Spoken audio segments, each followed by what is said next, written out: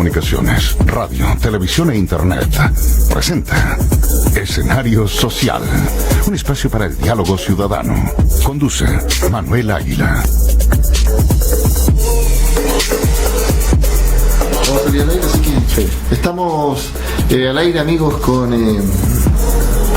Escenario Social. Estábamos conversando precisamente la información que aparece en los medios y nuevamente nos pillan discutiendo en buena lid. Discusión en buena lid, algo que tiene que ver con el tema de tolerancia activa de la que habla el profesor Skelly, que seguramente vamos a conversar aquí nosotros a propósito del tema, ¿cierto, Cristian? Perdona, primero te saludo cordialmente, como siempre, amigo. Siempre es un privilegio contar con tu opinión aquí en este espacio diseñado desde lo académico para que podamos asesorar o entregar algún tipo de información relevante para que la gente pueda tomar buenas determinaciones. No lo decimos en forma impositiva, sino que herramientas. Exacto. Cara la opinión, ellos verán si la toman o no. Claro, exacto. Buenas tardes igual y buenas tardes a los auditores. Sí, hoy nuevamente nuestro amigo Alfredo Fonseca no pudo estar, pero ya se reincorporará de nuevo a la actividad de análisis que hacemos nosotros aquí en nuestro programa. Cristian, hemos ido, mira, un poco para recapitular lo que hemos ido haciendo este mes, principalmente febrero, porque empezamos a hablar de la crisis de institucionalidad en el primer programa del mes, luego fuimos desarrollando un poco lo que generó la propia agenda presidencial a propósito de sus anuncios, ¿cierto? Lo que fue la acusación constitucional en contra del presidente Guevara, Intendente Guevara. El intendente, Guevara, bien. Y hoy creo que es bueno que toquemos un tema que es transversal y fundamental a todo lo que ha venido sucediendo en nuestro país. Fíjate que tiene que ver con el tema de los derechos humanos, Cristian. ¿Qué opinas? ¿Qué crees? Bueno, hay un tema fuerte ahí porque en realidad eso lo hemos matizado en algún sentido, de que a veces la gente habla demasiado del orden, pero el orden no puede ser a cualquier costo y confunde lo que significa mano dura con orden, o el abuso, el atropello con lo que realmente es el orden, y luego también se merece o no se entiende bien qué significa el apego a los derechos humanos. Hemos tenido comentarios desafortunados, inclusive el intendente de Valparaíso, que señaló que los carabineros no pueden ejercer sus acciones porque después vienen los de los derechos humanos y se lo impiden, como no entendiendo lo que son los derechos humanos. Claro. Entonces, el problema está en que para que un procedimiento esté correctamente ejecutado, un procedimiento policial, el carabinero no debiese insultar ni golpear a la persona. Eso no tiene por qué. Si ya la persona está sometida, no debiese ser torturada o golpeada o vejada. Entonces hay un problema de formación, porque el carabinero no está para leccionar a la persona, no está para leccionarlos.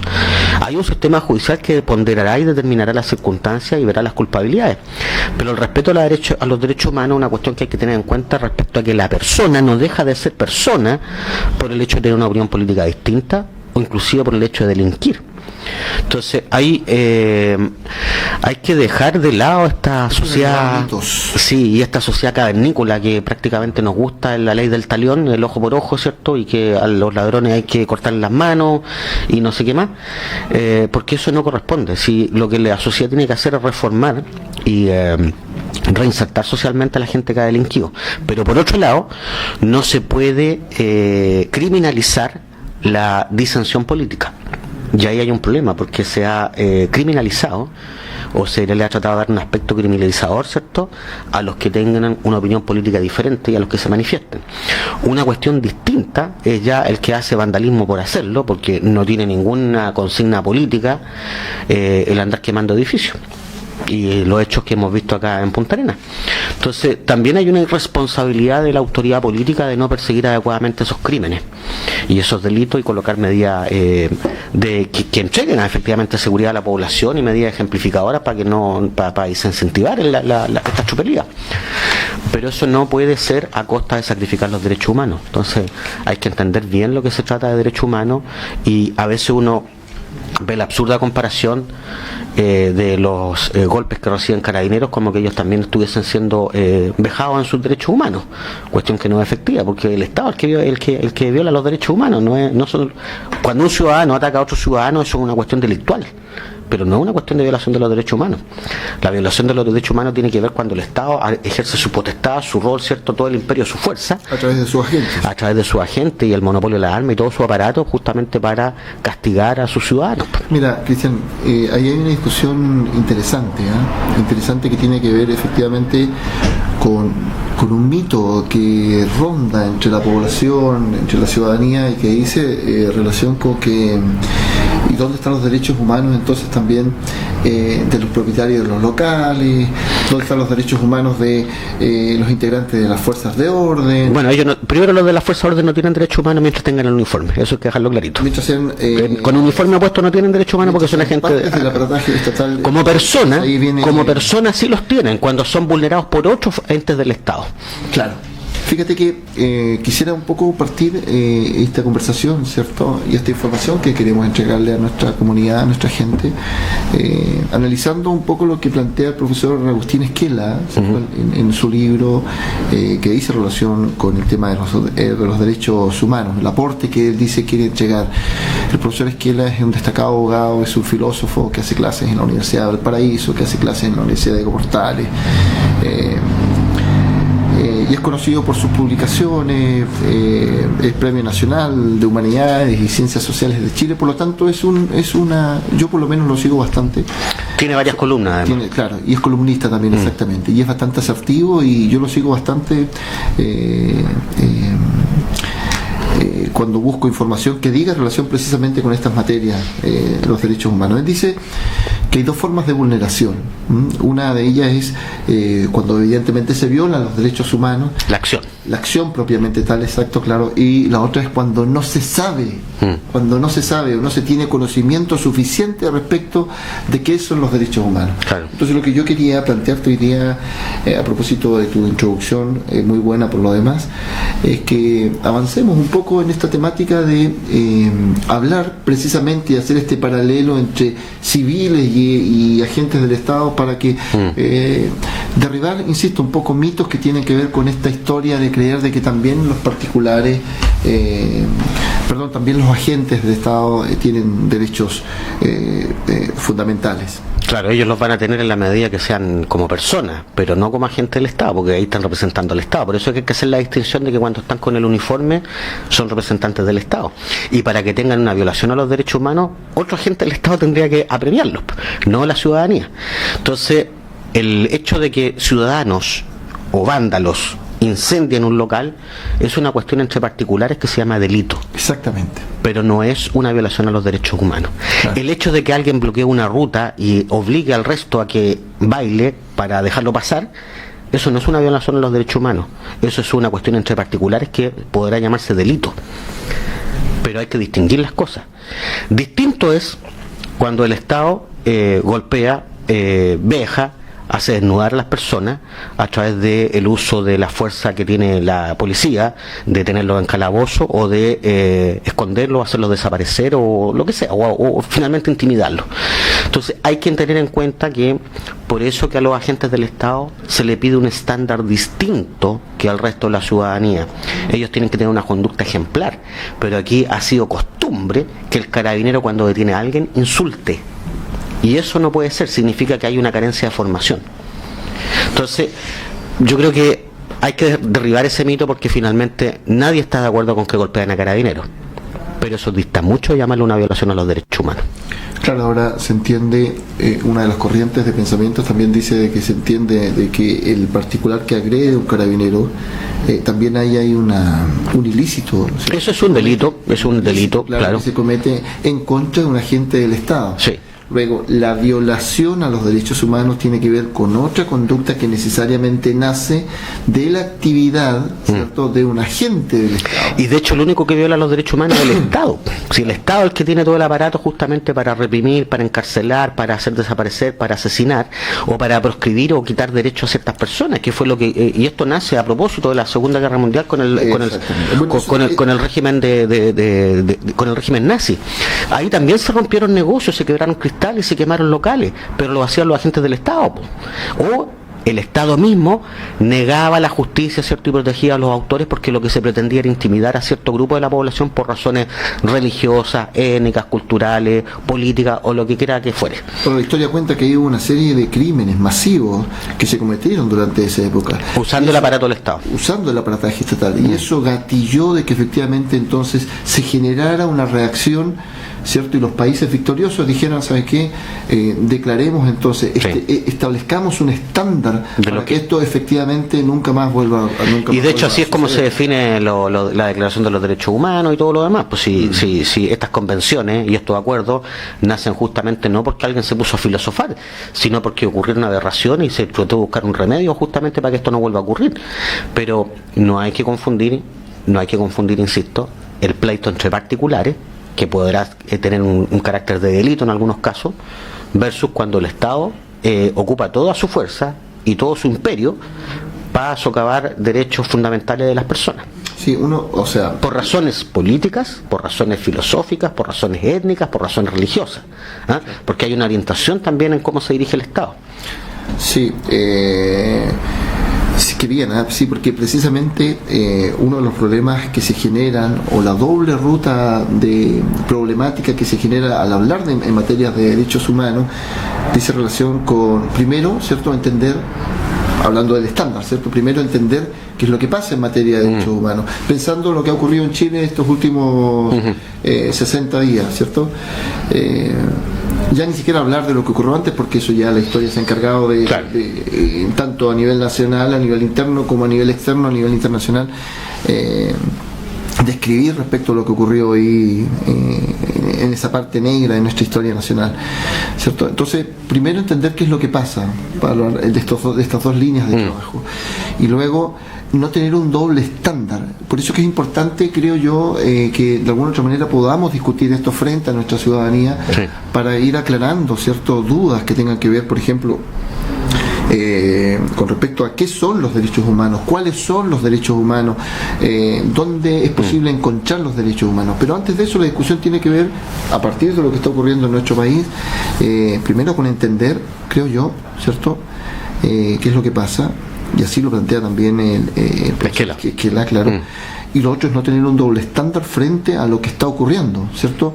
Y este doble estándar normalmente aparece siempre cuando se habla o nos referimos a materias que tienen que ver con los derechos humanos. Lo que pasa es que hay sectores que evidentemente van a tender a desconfigurar la realidad de lo que significan las violaciones a los derechos humanos, y hay otros que efectivamente van a buscar siempre proteger, darle protección, más allá de la protección que tienen en los distintos escenarios jurídicos. Sí, lo que pasa es que a veces hay una cuestión de conveniencia en la cual se abusa del término derechos humanos, porque no cualquier atropello de la fuerza policial es violación de los derechos humanos, eso también hay que decirlo. ¿Ah? O sea, aquí es cuando el Estado en su conjunto hace una cadena de reacciones y de acciones y de protocolos, ¿cierto?, y de doctrina para reprimir a los opositores políticos, a cierto grupo religioso, o a ciertos disidentes, o a cierto sector de la población.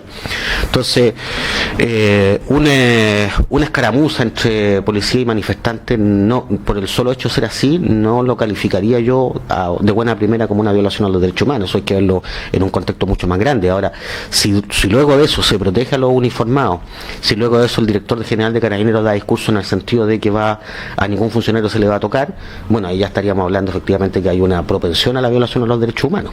Pero cualquier incidente como tal no puede ser declarado por sí una violación a los derechos humanos. Hay una protección al ejercicio de la vulneración. Exactamente, porque si un carabinero o si alguien agrede o se sobrepasa, la misma institucionalidad, el mismo Estado, tiene mecanismos, ¿cierto?, para sancionar al agresor. Y de hecho por eso que en muchos casos se da de baja a los carabineros. Sí, aquí sería interesante haber escuchado la opinión de Alfredo. Sí, la filosofía falta claro, acá. Le aporta cierto el elemento filosófico que tiene que ver con que este programa no es político, pues No. se hace lo académico para analizar la información y evidentemente los derechos humanos es transversal, pero no es un tema político, no es que nosotros estemos haciendo política aquí. Ahora también hay una cosa que tú mencionaste, es que muchas veces el discurso se ocupa a conveniencia, entonces se trata de emparejar la cancha como colocando en igual resguardo la propiedad de las cosas, Claro. que los derechos humanos. Y los derechos humanos están primero que la propiedad. Sin duda, Sí, de ahí hecho está la Constitución de alguna otra manera estableciendo un orden jerárquico de protección de bienes jurídicos establece primero que el primer bien jurídico La vida. protegido es la vida, luego viene la libertad Exacto. y después viene el patrimonio. Exacto. Como en En el función del patrimonio está la corriente de lo que hablábamos en el programa anterior. ¿Recuerdas, Exacto. Cristian, cuando decíamos que existe esta idolatría sagrada con respecto al derecho de propiedad que va más allá inclusive de los valores? Y precisamente son los Pero valores. también con un sesgo, porque igual esa idolatría es a la propiedad privada, y resulta que la Constitución, el artículo 19, el número 24, También habla de la propiedad estatal. y parece que a todos les gusta leer Se del nos inciso olvida. primero al Exacto. 9, pero del 10º más adelante, donde se empieza a hablar del Estado, ya todos dejaron de leerlo. Y Y ahí la hay información- hartos bienes que son del Estado. Claro, y la información, en ese sentido, la información genera realidades. Ujú. La información también decíamos en programas anteriores que genera libertad también. ¿Te fijas? Libertad para poder tomar no buenas, sino que decisiones definitivamente. Claro, sí, de hecho por eso que se habla de la libertad cívica, por la medida que la persona esté más informada, mayores libertades tiene. Claro. ¿Ah? Ahora, yo quisiera un poco volver, ¿cierto?, a hablar de, básicamente, porque tampoco pretendemos hacer aquí nosotros atribuirnos la calidad de enseñar respecto a lo que son los temas de derechos humanos. Ya tendremos la oportunidad de traer aquí a personas que tengan más experiencia, tengan más experiencia claro, que y hablen con más académicamente, propiedad, además. exactamente, hablen con más propiedad de este tema. Pero fíjate que buscando y analizando la información,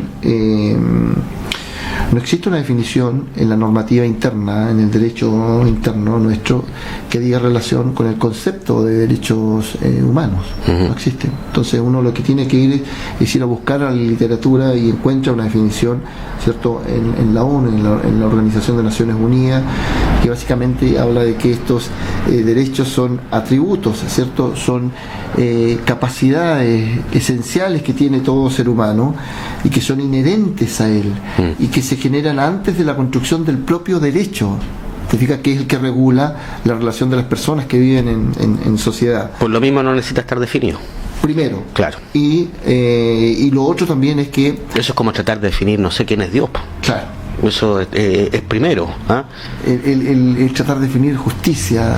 Son valores. Cuando Son valores. se hacen esfuerzos, pero... Claro. Entonces, lo que pasa es que también tenemos un problema yo creo que es de la escuela de leyes, que por la doctrina, digamos, de nuestro derecho español, Claro. Que no es muy bueno para construir cuestiones. Entonces le gusta escribirlo todo. Y ojalá la definición esté escrita en la ley.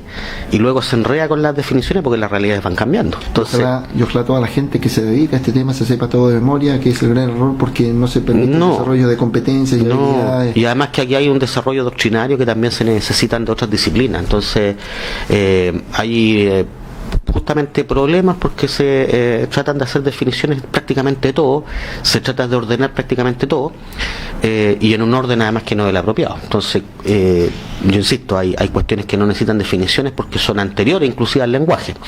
El concepto de la vida, el concepto de la libertad, inclusive uno lo trata de describir y definir en filosofía, incluso también se tratan de hacer conceptos, pero hay cuestiones que son mucho más allá y que son anteriores. O sea, la vida es una cuestión anterior, Claro. la convivencia es una cuestión anterior, por lo tanto uno podrá hacer definiciones para hacer aproximaciones del concepto, pero nunca va a definir en toda su esencia el concepto. Sí, hablando un poco, ¿cierto?, del concepto y el origen, ya sabemos, ¿cierto?, de que no lo encontramos, ¿cierto?, en la normativa interna.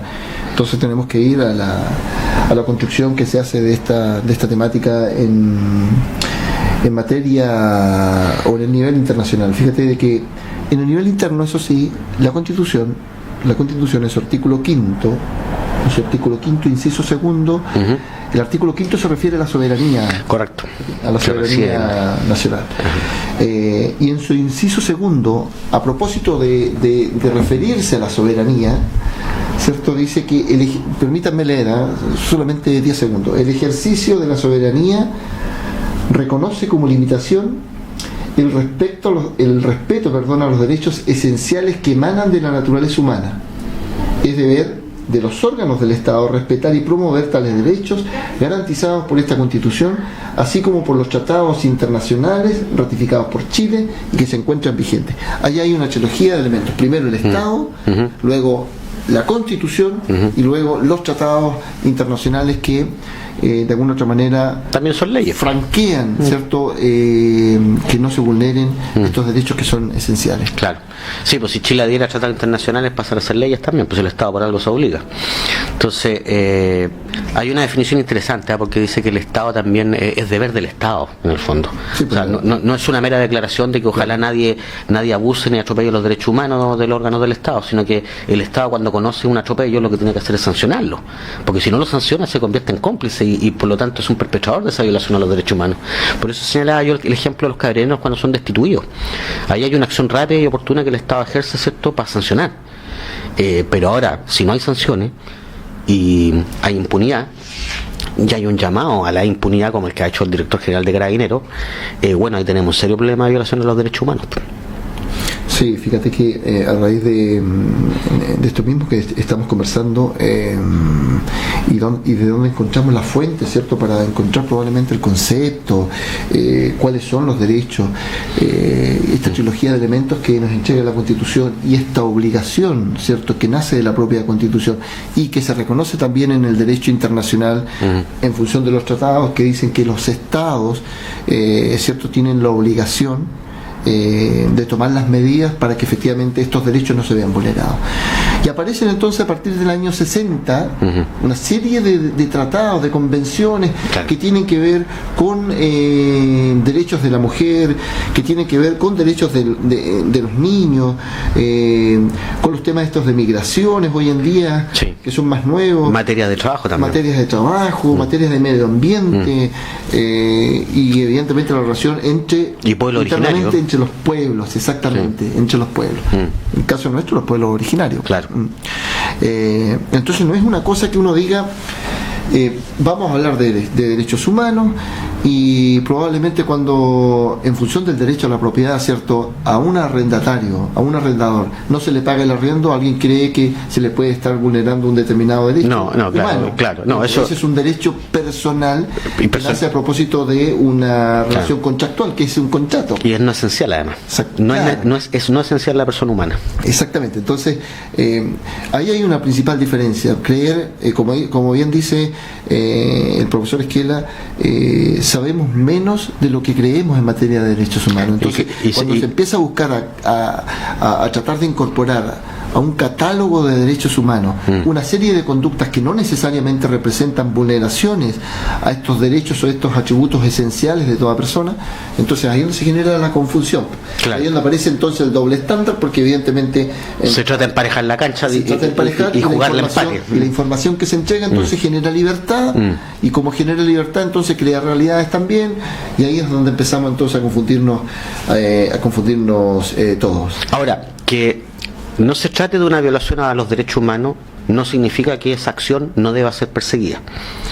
Yo insisto, porque la capacidad del Estado, aquí no puede haber ciudadanos de primer nivel y de segundo nivel, o de primera jerarquía y segunda jerarquía. Si alguien cometió un delito, evidentemente tendrá que ser perseguido, sancionado, ¿cierto? Y para eso también las sanciones tienen que ser proporcionales a las faltas. Y también las gravedades tendrá que ser ponderadas, ¿cierto? La alevosía tendrá que ser un agravante, ¿cierto? Y también tendrán que haber atenuantes. Entonces no hay un catálogo tan estricto, y aquí hay que acostumbrarse a ser un poco más abierto y a ponderar circunstancias. Sin embargo, por eso lo digo, no es excusa que no sea una violación de los derechos humanos el dejar de pagar el arriendo, o el quemar un local, o el bloquear la calle obligando al resto a que baile, y si no lo dejo pasar. O sea, esas son conductas reprochables también, pero algunos serán delitos, otros serán falta, otros serán sinvergüenzura derechamente, otras será falta de buenos modales, no sé. pero sea como sea, hay ponderaciones que hacer. Pero no se puede confundir los derechos humanos con esas otras cuestiones. Sí, mencionar también de que nos damos cuenta, ¿cierto?, de que existen vulneraciones a estos derechos cuando efectivamente se violan. Recién tomamos conciencia de que bueno, es que como de que existen estos derechos. ¿Te fijas? Es que cuando el Estado existe es eso mismo, es un Estado, un orden, una situación, una forma como se hacen las cosas. Cuando uno prende la luz, coloca el interruptor, ¿cierto?, lo que espera es que la luz se prenda. Cuando la luz no se prenda es que uno, uy, chuta, ¿y cómo funciona esto? Ahí recién se empieza a cuestionar y empieza a echarle la culpa al Estado, que la eléctrica no funcione, que hay que sancionarla, que hay que multarla, o que la luz debiese ser estatal, o que la luz muy cara. Cuando las cosas no funcionan, uno echa de menos al Estado. Cuando las cosas funcionan, el Estado nadie lo echa de menos, porque el Estado es silencioso. Sí. Bien, esto es Escenario Social, amigos. Vamos a una breve pausa y volvemos con más análisis. Gracias.